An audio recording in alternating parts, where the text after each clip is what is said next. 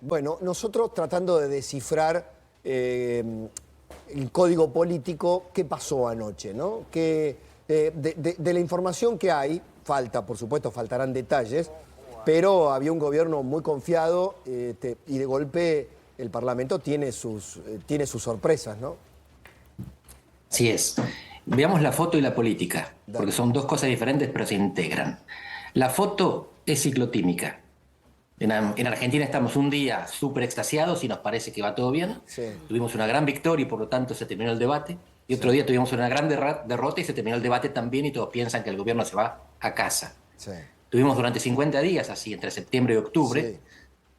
pensando primero que Milei no llegaba a terminar el mandato y ahora que caminaba hacia la reelección. Y ninguna de las dos era verdad. El gobierno era más resiliente de lo que nos pareció después de la derrota bonaerense, pero mucho menos mayoritario de lo que nos pareció después de la victoria en octubre. Ahora vamos a la foto. Este es un gobierno de minoría. Sigue siendo un gobierno de minoría. No es un gobierno de hiperminoría, como era antes del 10 de diciembre, en que no tenía un tercio en ninguna Cámara. Ahora sí tiene el tercio cómodo en la Cámara de Diputados, pero un tercio no es el quórum. Y va a necesitar acuerdos. La tónica de los 2 años que le quedan a Milei es una tónica de negociación y acuerdos, no es una tónica de imposición, no hay manera de imponer, no tiene el número, ni siquiera tiene la opinión pública, porque ganó con un excelente 41%, no con el 55% que sacó en la segunda vuelta. Claro. Así que tiene que seducir a la población y tiene que negociar con la oposición, no con toda. Puede tener siempre a Kicillof enfrente, puede enfrentarse siempre con el kirchnerismo, pero con alguien tiene que acordar. Sí. Y en esta sesión lo que vimos es que optó por dos negociaciones diferentes. Una con el PRO y otra con los gobernadores peronistas que no son kirchneristas. Y siempre dejas a alguien enojado. Pero cuando te das vuelta para negociar con otro, al que dejaste atrás se siente traicionado. Sí. Y eso es lo que estamos viendo. No hay una estrategia consistente de negociación y acuerdo. Hay una decisión de negociar y acordar. Pero cuando va cambiando los socios sin avisar, parece Claro. una traición. Bueno, el PRO en este momento se siente traicionado totalmente, ¿no? El PRO se siente traicionado por la silla en la Auditoría General de la Nación, se la querían dar a Jorge Triaca, ya estaba negociado esto, voces que rodean, bueno, el propio Cristian Ritondo anoche se lo dijo mirándolo a los ojos a Martín Menem, ¿no? Vamos a ir a la justicia porque esto es anticonstitucional y esto rompe los pactos. En el PRO dijo: ¿qué certidumbre pueden tener los gobernadores o pueden tener los aliados si el gobierno se muestra rompiendo digamos, siendo desleal con su principal aliado, que es el PRO? Ahí está. Y no solo con el principal aliado, porque con la CGT también había un principio de acuerdo. Esta es la conducción CGTista más moderna de la historia. Nunca hubo una conducción tan moderna y tan acorde a los tiempos, tan consciente de su debilidad y al mismo tiempo de su necesidad. Y tan consciente de que muchos de los que votaron a los actuales secretarios generales sindicales votaron a Milei como presidente. Y además conscientes de la informalidad, que tiene que ser resuelta porque la informalidad no solo es un mal general, es un mal particular, es un mal que le hace mal a los sindicalistas, Exacto. que querrían tener más trabajadores sindicalizados. Así que están dispuestos a acordar. Una definición que dan ellos que es para mí súper lúcida. Ellos dicen: no hacemos sindicalismo de confrontación, hacemos sindicalismo de gestión. Están dispuestos a acordar, están dispuestos a cogobernar. Y parece que hubo una traición. También les habrían prometido, habrían procurado algo. Y de repente el gobierno va por todo, con 95 diputados sobre 257. Claro. Habiendo hecho promesas que después no cumple. El problema es este: el que avisa no es traidor. El gobierno no le avisó ni a la CGT ni al PRO. Claro. Ahí quedan en una situación bastante delicada un Diego Santilli que de pronto se franquizó, ¿no? Quedó con la impronta de un Guillermo Franco, que era un gran gentleman para hablar con todo, pero que no tenía poder de decisión. Que los gobernadores decían: lo atendemos a Franco, Franco nos promete una cosa, acordamos, pero después se da vuelta. Y lo que no tiene Franco es poder. Pero para que la gente pueda entender esto que pasó a la madrugada, que generó mucha molestia en Ritondo, en el PRO, se sintió traicionado el PRO porque para los lugares en la Auditoría General de la Nación que tenían los diputados que tenían que ocupar el lugar allí, el gobierno eligió a un gobernador, el salteño Gustavo Sáenz, y a alguien del kirchnerismo, muy allegado a Máximo Kirchner, ¿no? Sí, de apellido Forlón. Pero fíjense, hemos tenido, a ver, cómo fue la dinámica a las 3 de la mañana, de esta manera. Ya tenemos presupuesto. La propuesta concreta es que esta Cámara designe como auditores generales de la Nación a las siguientes personas: Rita Mónica Almada, Juan Ignacio Forlón, Cintia Pamela Caletti. Esta es una violación al artículo 65 de la Constitución Nacional. Porque ¿en qué lugar dice que en extraordinarias se puede tratar un tema que no es de competencia de esta Cámara para esto? ¿Sabe por qué no es de competencia? Porque no está citada por el Ejecutivo. No se puede tratar, es anticonstitucional. Este bloque, el PRO, el que lo viene sosteniendo, como hasta recién, en las votaciones, va a ir a la justicia a declararlo inconstitucional. Que le quede bien claro que la falta de códigos, de respeto con los compromisos asumidos, corre por cuenta de la Libertad Avanza y por quien preside esta Cámara. No hay un tema más por la ventana que nombrar tres personas a las 3 de la mañana. Es más casta que la casta, la verdad que nos quedamos cortos. Nosotros nos vamos a retirar, presidente, porque se ve que no hay vocación de seguir con el orden del día por el que nos fue citado el presidente de la Nación. No el tema que está trayendo ahora Bornoroni. Se cierra la votación. 186 votos afirmativos, ningún voto negativo, 3 abstenciones. Resulta afirmativo. Qué increíble. Y después juraron, estaban ahí los 3 integrantes, Sí. estaban preparados para una jura a las 3 de la mañana. Increíble. Raro, ¿no? Todavía no sabemos a quién pertenece esta jugada, pero dijiste esa frase que a mí me encanta, ¿no? El que avisa no traiciona, pero si no avisaste, traicionaste. Andrés. ¿Para qué se me muteó? Estás sí. muteado, a ver. No, yo estoy bien. Ahora está bien, ahí ahora está. está perfecto, nosotros te habíamos... Ahora sí, ¿qué decías? Perdón. Que a los 3 que tenían que jurar a las 3 de la mañana, Sí. les avisaron. Claro. Así que no fue una urgencia. Exacto. Fue una traición.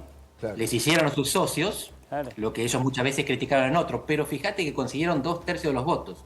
Mientras tanto, Ritondo se quejaba de 2 cosas diferentes. Por un lado, que es inconstitucional, Sí. y por el otro, que rompieron los pactos. Si no rompían el pacto, aceptaban la inconstitucionalidad. Sí, por Pero es muy supuesto. difícil que la Corte falle en contra de 2/3 de la Cámara de Diputados. Van a interpretar el reglamento a favor de lo que interpretó la presidencia y votaron 2/3 de la Cámara. Ahora, Nacho tiene información, hemos estado intentando recuperar información, porque acaba de ocurrir, se pensaba que el tratamiento de la reforma laboral para el Senado o en el Senado la media sanción se iba a dar la semana que viene, lo han postergado para febrero. Mi sospecha, nuestra sospecha es que lo que pasó en la madrugada ha generado un ruido interno y también con los aliados, que los votos no están seguros de tenerlo en el Senado para la reforma laboral, Nacho. Tanta sorpresa hay que senadores de la Libertad Avanza que no están en esta comisión se enteraron por nosotros. Algunos que están viendo, me acabo de enterar, no sé qué pasó, estaba previsto mañana que se tratara. Es decir, la sorpresa es muy importante.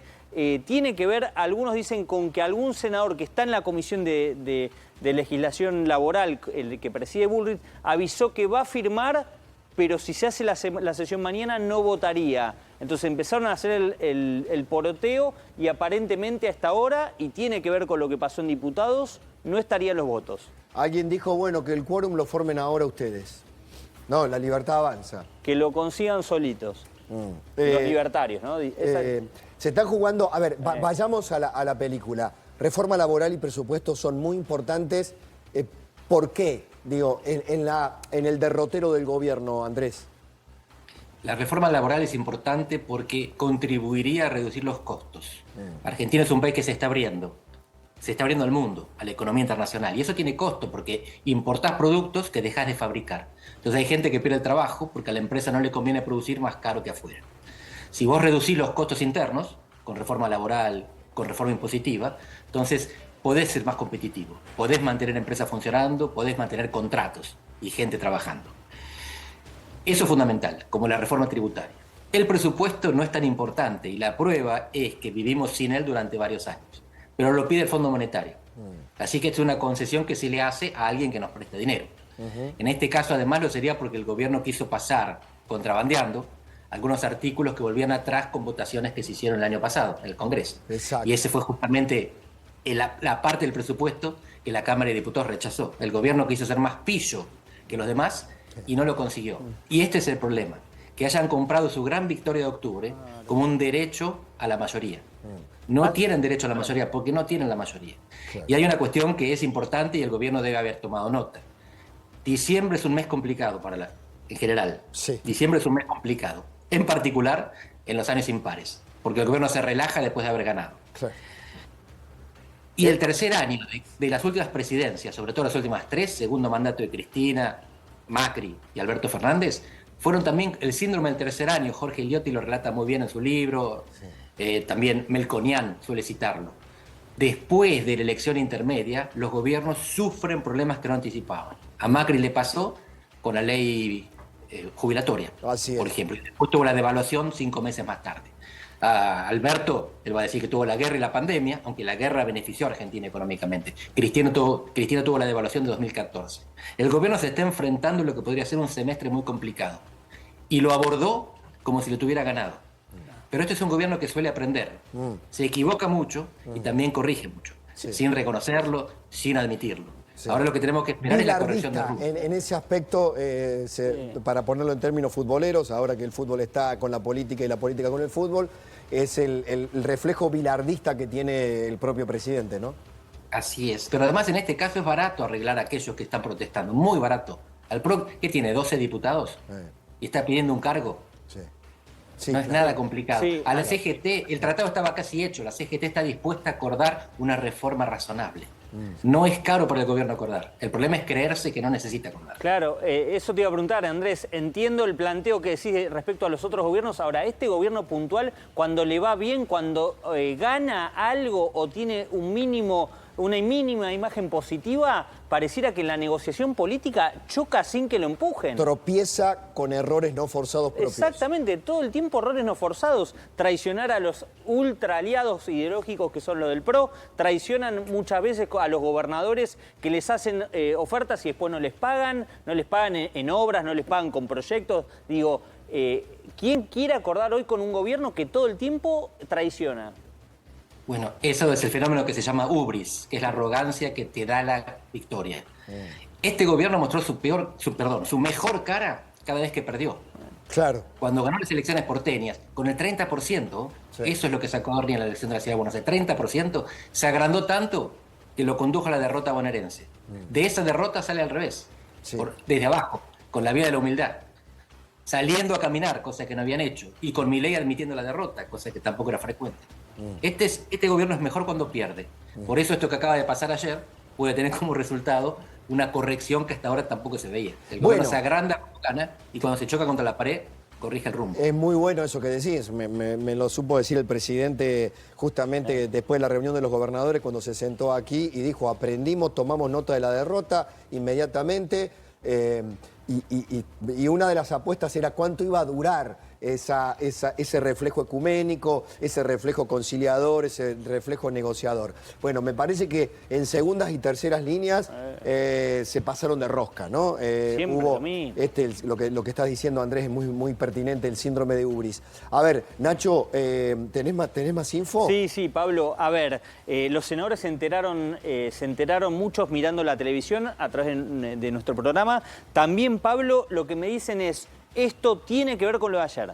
Hay alguien muy importante, me dice, esto tiene que ver con lo de ayer, con lo de diputados, lo traduzco yo, ¿no? Lo de ayer es lo de diputados a las 3 de la mañana.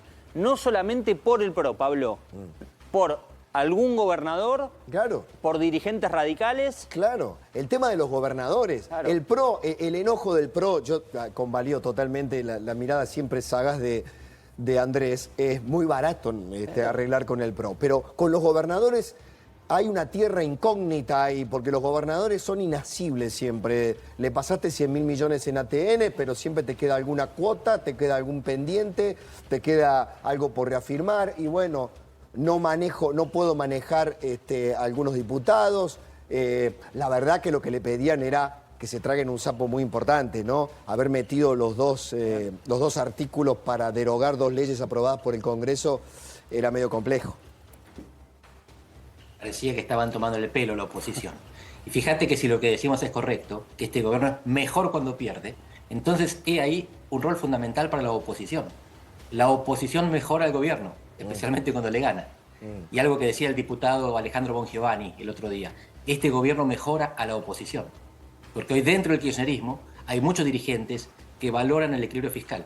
Sí. Fíjate que en esto consiste la virtud de la democracia. Sí. El gobierno mejoró la oposición, la hizo más responsable. Y la oposición mejora al gobierno porque cada vez que lo derrota, Sí. lo torna más constructivo. Sí, yo ayer tuve simplemente un intercambio interesante con Jorge Sola. Me quedé con lo que planteaste, que esta es la CGT más moderna que hay. No, pero lo relaciono con esto. Él estaba diciendo que este gobierno tiene que seguir bajando impuestos, que no había bajado todos los impuestos que tenía que bajar. Yo le recordé que los intendentes y los gobernadores de su partido son los que están aumentando tasas e impuestos. Pero fíjate vos cómo ha calado el tema de bajar impuestos, ¿no? Digamos, hasta la CGT lo está planteando y me da la sensación que en el peronismo, no kirchnerista o el kirchnerismo, van a tener que acoplarse a esa ola. Hoy, equilibrio fiscal y bajar la carga impositiva se han transformado como en dos mandatos sociales muy claros. Así es. Bueno, vos lo mencionaste, Jorge Sola es uno de los triunviros de la CGT.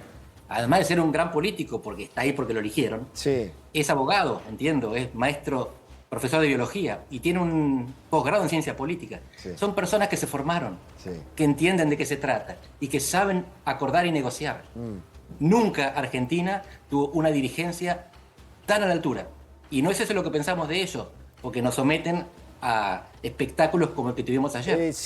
Por comportamientos inadecuados, está el material necesario, falta que entiendan cómo se usa. Si me permitís, Andrés, siempre gracias por tu tiempo, que es valiosísimo y para nosotros el doble. Está Diego Armesto, abogado constitucionalista, amigo de la casa, para tratar el otro aspecto. Diego, querido, ¿cómo estás? ¿Qué haces, Pablo? ¿Cómo andás? Bien, estamos acá con Andrés Malamud, con Nacho. El PRO está enojadísimo, creo que siempre seguís todas las alternativas de lo que está pasando. Fue una madrugada compleja, el gobierno traicionó a sus aliados, el PRO dijo que violaron la Constitución al nominar a determinados representantes en la Auditoría General de la Nación. ¿Cómo lo ves? No, yo creo que es una serie concatenada de violaciones constitucionales que vienen haciendo. Es decir, en el día de ayer creo que hubo dos graves. Primero tenemos que empezar con el juramento de alguien en el Consejo de la Magistratura cuando le correspondía terminar el mandato de la diputada Reyes por la Unión Cívica Radical a un reemplazo de un abogado de la Unión Cívica Radical. Primer cuestión, hasta noviembre del 2026 le correspondía el sitial a la Unión Cívica Radical porque a partir del fallo Consejo de la Magistratura tenía que completarse el mandato conforme los bloques políticos. ¿Te acordás del famoso ardid o engaño que hace la Corte Suprema con el fallo juez? En segundo lugar, en el día de ayer quisieron en el artículo 75 producir una derogación normativa cuando la misma ley 24.156, la ley de administración financiera, en el artículo 20 prohíbe que en la ley de presupuesto se deroguen leyes que están vigentes. Tercer cuestión es tomar por asalto el sitial, los tres sitiales a la Auditoría General de la Nación, con otro aditamento más. ¿Por qué hay una violación constitucional? Porque en este periodo de sesiones extraordinarias es el Poder Ejecutivo el que fija la agenda y en el plan de labor no estaba. Es decir, entonces acá hay una... Tomar por asalto. Tomo nota de lo quiero unir con la semblanza que estaba trazando y el análisis de Andrés Malamud.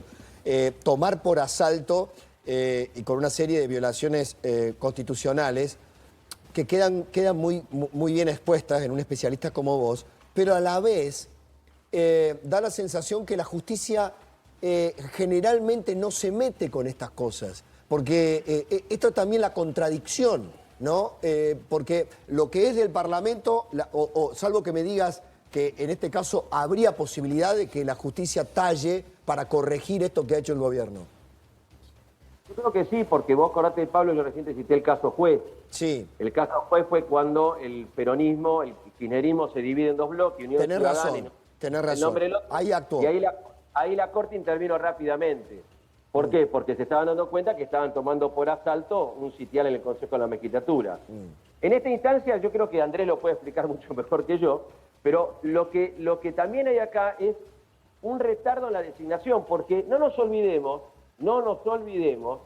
que el sitial que ocupan hoy estaba Negri y Triaca. Sí. Entonces, estiraron de tal manera para llegar a una posible conformación que se les dio a partir de la elección, como bien explicaba Andrés, donde creo que cuando ganan una elección toman una vitamina que los pone tipo Superman y te llevan puesto, ¿entendés? Claro, decir, claro. Y no entienden que tenés 95 diputados, flaco, es decir, Eso es lo tenés que- llegar a, claro. siempre tenés que llegar a 129 y el 129, cuanto más cerca estás, más difícil te cuesta. Vos tenés 120 y para llegar a los 9 te puede costar un puente, una ruta, una calle para quedársela a los gobernadores. Entonces, A ver, me parece a mí la pregunta ahí- que hago yo acá es el quién es quién. ¿De quién es la estrategia? La mesa política. Yo creo que en la mesa política, Andrés, ayúdame, Nacho, Martín Menem, Karina Milei, Lule Menem, Diego Santilli.